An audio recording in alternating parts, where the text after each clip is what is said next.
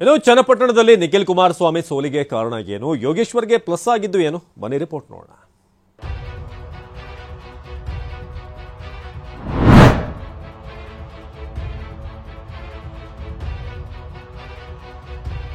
ಸಹೋದರನ ಸೋಲಿನ ಸೇಡು, ಪ್ರತಿಷ್ಠೆ, ಕಾಂಗ್ರೆಸ್ ಅಭ್ಯರ್ಥಿ ಗೆಲ್ಲಲೇಬೇಕಾದ ಅನಿವಾರ್ಯತೆ. ಚನ್ನಪಟ್ಟಣ ಡಿಸಿಎಂ ಡಿಕೆ ಪಾಲಿಗೆ ಅಕ್ಷರಶಃ ಪಣದ ಕದನ ಕಣವೇ ಆಗಿತ್ತು.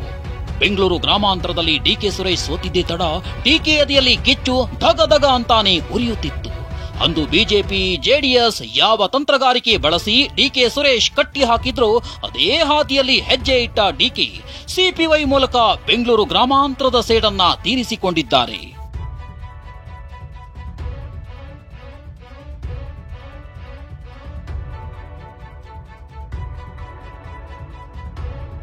ಚನ್ನಪಟ್ಟಣ ಚಕ್ರವ್ಯೂಹ ಭೇದಿಸಿದ ಸಿಪಿ ಯೋಗೇಶ್ವರ್. ನಿಖಿಲ್ ಕುಮಾರಸ್ವಾಮಿಗೆ ಹ್ಯಾಟ್ರಿಕ್ ಸೋಲಿನ ಆಘಾತ. ಚನ್ನಪಟ್ಟಣ ಜೆಡಿಎಸ್ನ ಭದ್ರಕೋಟೆ.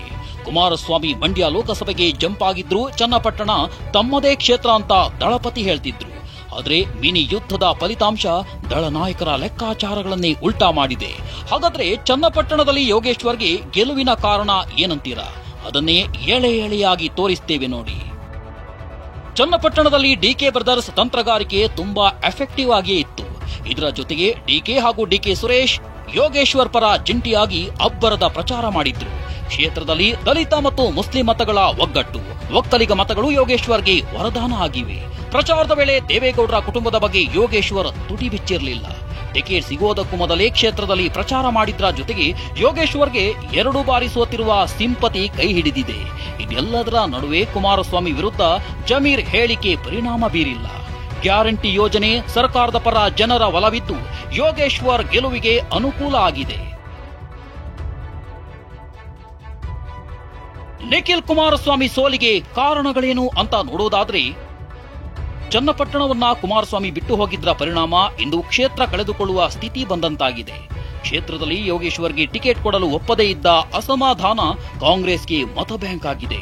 ಹೀಗಿರುವಾಗ ಕೊನೆ ಕ್ಷಣದಲ್ಲಿ ನಿಖಿಲ್ ಅಭ್ಯರ್ಥಿ ಎಂದು ಘೋಷಣೆ ಮಾಡಿದ್ದು ಕುಟುಂಬ ರಾಜಕಾರಣದ ವಾಗ್ಯುದ್ಧಕ್ಕೆ ವೇದಿಕೆ ಕೊಡ್ತು.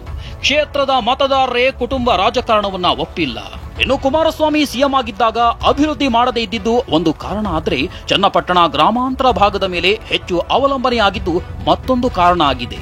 ಹೀಗಾಗಿಯೇ ಚನ್ನಪಟ್ಟಣದ ನಗರದಲ್ಲಿ ನಿಖಿಲ್ಗೆ ಮತದಾರರು ಕೈ ಕೊಟ್ಟಿದ್ದಾರಂತೆ. ಇನ್ನು ಬೂತ್ ಮಟ್ಟದಲ್ಲಿ ಜೆಡಿಎಸ್ ಮುಖಂಡರು ಎಡವಿದ್ದು, ತಳಮಟ್ಟದಲ್ಲಿ ಬಿಜೆಪಿಯಿಂದ ನಿರೀಕ್ಷಿಸಿದಷ್ಟು ಸಹಕಾರ ಸಿಕ್ಕಿಲ್ಲ.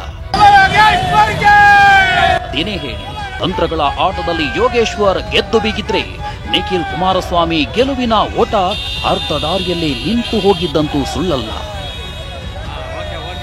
Bureau report ಟಿವಿ9.